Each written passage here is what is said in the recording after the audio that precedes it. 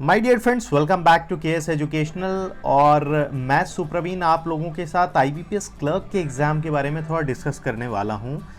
और ये एग्ज़ाम का जो लेवल था वो क्या था और कितने अटेम्प्ट आपके लिए बेटर हैं और किस तरीके के क्वेश्चंस आपको देखने को मिले इन सारे एग्ज़ाम में, और इसका कुछ एनालिसिस देख के आप कैसे कल के एग्ज़ाम में कुछ ज़्यादा बेटर कर सकते हैं। सो ऑन दिस टॉपिक हम लोग थोड़ा सा बात करते हैं। देखा जाए जहाँ तक लिटरली ये एग्ज़ाम था मॉडरेट लेवल का था, मॉडरेट टू इजी था, बहुत डिफ़िकल्ट नहीं था। ओवरऑल देखा जाए कि लेवल इंग्लिश और रीजनिंग और क्वांट में जो था that one is the easy.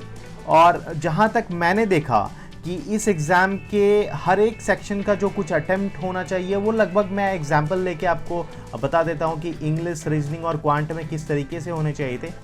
कहीं ना कहीं इंग्लिश में मैंने देखा कि 20 से 25 का is a good attempt. Reasoning में भी करीबन मैंने देखा कि अबाउट 30 तक का अच्छा अटेम्प्ट था, इजीली किया जा सकता था। क्वांट में भी करीबन 25 से अबव 25 प्लस का अटेम्प्ट जो था वन अ गुड अटेम्प्ट। और देखा जाए जैसे कि मैं सबसे पहले टॉपिक अगर इंग्लिश का लेता हूं तो इंग्लिश में क्या और कैसे पूछा गया जो आप लोग कुछ अच्छा अटेम्प्ट ले सकते थे।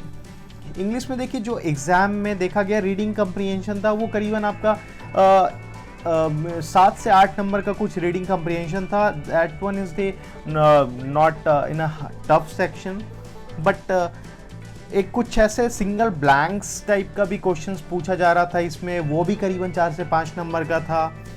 और पारा जम्बल भी पूछे गए थे, that one is the bit easy one.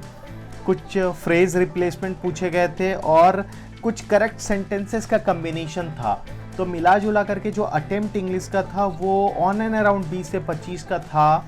तो ये इजीली किया जा सकता था। अगर आप थोड़ा एक्यूरेसी को देखें तो माइट भी इसमें थोड़ा कम अटेम्प्ट हुआ होगा, बट हाँ easily you can achieve this 25 score in this English section. और अगर देखिए रीजनिंग में, reasoning is the bit easiest and the scoring section.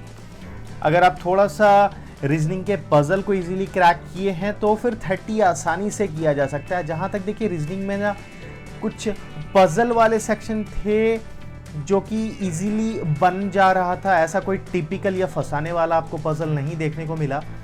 Syllogism का भी कुछ आसान सा ही क्वेश्चन मिला, वो ज़्यादा आपको 4 to 5 मार्क्स का ही दिख रहा था हर एक शिफ्ट में। और इनइक्वालिटी पे क्वेश्चन थे, मिक्स सीरीज पे भी क्वेश्चन था कुछ, और कुछ डेट एंड मंथ वाले एक पजल मैंने शिफ्ट में देखा। कुछ अनसर्टेन रो वाला बहुत इजीली फर्स्ट अटेम्प्ट में ही बनाया जा सकता था। तो अगर मैं देखूं कि लिटरली पजल वाले सेक्शन को ही अगर आप क्रैक करते तो स्कोरिंग यहीं पर से आपका बन जाता रीजनिंग। रेस्ट जो भी अदर सेक्शन था रीजनिंग का, that one is the not tough for you I think guys. और रीजनिंग में इजीली इसी कारण से मैंने आपको बोला 30 अटेम्प्ट इजीली 30 का स्कोरिंग किया जा सकता था।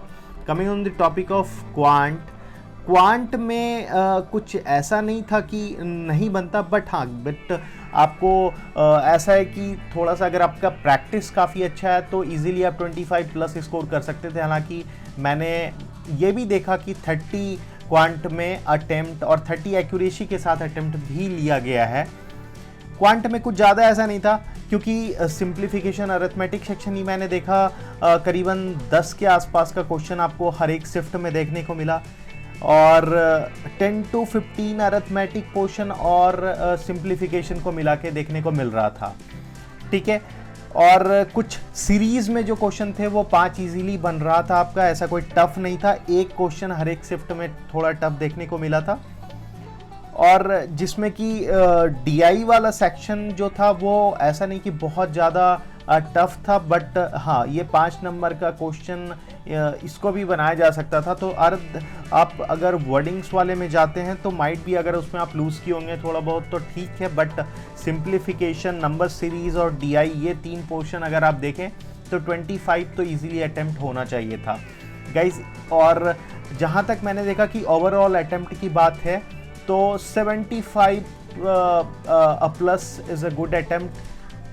हालांकि 75 से 77 तक भी स्टूडेंट आराम से अटेम्प्ट लिए हैं, बट डिपेंड करता है कि क्या अटेम्प्ट होता है और सभी का कैसा कल का एग्ज़ाम होता है।